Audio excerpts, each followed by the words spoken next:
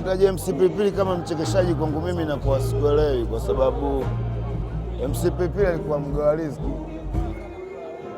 kutoa riziki. Najua kama unavyojua mimi na nyimbo ambazo zinapendwa kwenye maharusi, kwenye nini, na yule ni MC.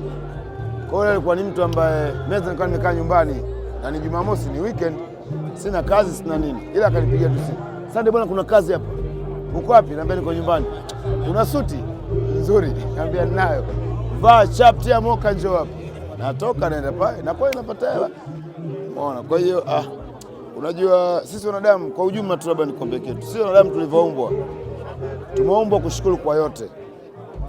Kwa kama tumeumbwa kwa sababu ya kushukuru kwa yote, kwa hiyo tuna mazuri ambayo huwa yanakuja kwenye maisha yetu. Kwa hiyo tuna mabaya pia yanakuja kwenye maisha yetu. Kwa hiyo hatuwezi kuchagua kwamba sisi tushukuru tu kwa mazuri. Hapana.